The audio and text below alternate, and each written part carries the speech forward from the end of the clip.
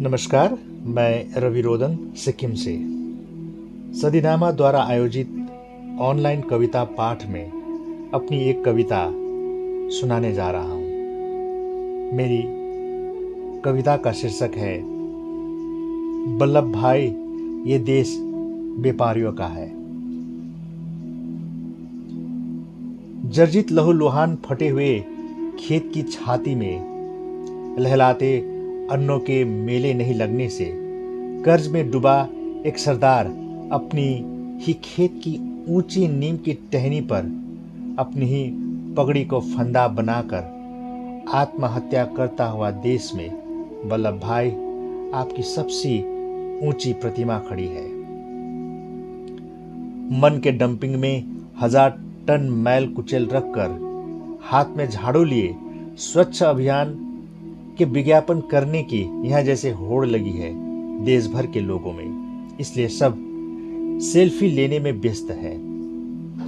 आकाश जैसा विशाल और ऊंचे ख्यालों को मन में लेकर आगे न बढ़ने की कहानियां की एक क्रूर बस्ती है। कंक्रीट के बने घनघोर जंगल में गुम है लोगों की कहानियां। वल्लभ भाई क्या सुनाए आपको। वल्लभ भाई, पता नहीं क्यों मुझे विश्वास ही नहीं होता आपने एकता के बलबूते में रची इस देश के किस्से। लगता है मिलाप की धुनें जैसे आसमान में उड़ते चील की तरह आपके सिर से ऊपर ऊपर उड़ती है। दिल की बात न मिलने वाले खूब सारे लोग के इस देश में आपकी सबसे ऊंची प्रतिमा खड़ी है। चिली कवि निकनोर पारा की कविता की पंक्तियां को याद करता हूँ। अमेरिका के ऊपर उन्होंने लिखा है जहां लिबर्टी एक स्टैच्यू है। वल्लभ भाई, आपकी ऊंची प्रतिमा को देखकर भला मैं भारत की एकता के ऊपर क्या कविता लिखूं, जहां एकता और भाईचारा के गीत गाने के बाद लोग किसी कोने पर जाकर हथियार के दाम पूछ रहे होते हैं, षड्यंत्र कर रहे होते हैं। अगर विश्वास न हो तो क्राइम पेट्रोल की घटनाएं देखें, वे सब आप ही के देश की क्रूर कहानियां हैं। वल्लभ भाई, किसान फांसी के फंदे से मौत को चिढ़ा रहे हैं। इस देश के मानचित्र में पड़े सत्ता की भूख मुझे सबसे खतरनाक लगती है। पास ने सही कहा है, सबसे खतरनाक होता है मुर्दा शांति से भर जाना, न होना तड़प का सब सहन कर जाना। सबसे खतरनाक होता है सपनों का मर जाना।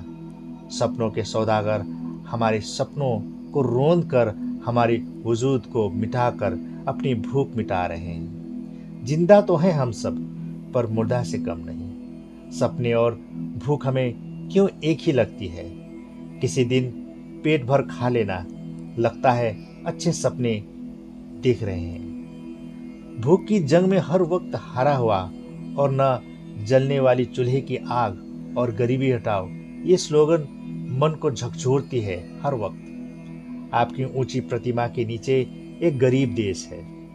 मैं तो कहूंगा, जब देश में कहीं कोई किसी औरत की इज्जत लूट रहा हो, कहीं गोलियां बारूद चल रहा हो, घर जल रहा हो, कहीं अपने ही लोग खून की होलियां खेल रहे हो और ईश्वर को लोग गली गली खदेड़ रहे हो, वल्लभ भाई आप अपनी आंखें मूंद लेना, नहीं तो शर्मिंदगी से और इस देश की एकता पर आपको सच में रोना आएगा और रोते हुए आपको सब देखेंगे। प्रधानमंत्री गाल में हाथ लगाए सोच रहे होंगे, शायद केतली में 1000 वर्ष उबलते चाय की मिठास देश के कोने कोने तक पहुंचाकर भूख मिटाऊंगा, महंगाई हटाऊंगा। शायद सच सोच रहे होंगे, अब अमेरिका से भी बड़ा हमारा आकाश है। वल्लभ भाई, मैं जानता हूं, सड़क में बमबारी हो, कर्फ्यू लगे, प्रजातंत्र हो व गणतंत्र हो, आपको कुछ फर्क नहीं पड़ेगा। जैसे कि यहाँ पर भी ऐसे वाहियात बातों के लिए कुछ लोगों को कोई फर्क नहीं पड़ता। वल्लभ भाई, ये व्यापारियों का देश है। व्यापार अब आरंभ हो चुका है।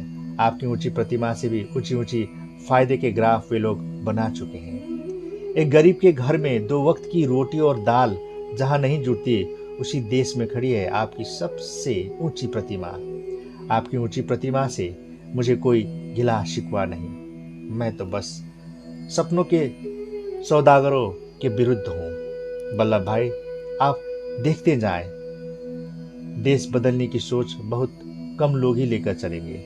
आपके इस प्रतिमा को सौदागर देवता बनाने की सोच रहे हैं। इस कवि की कविता की पंक्तियाँ आप शायद ना समझे, पर आप ये तो समझ चुके हैं कि ये देश व्यापारियों का है। धन्यवाद।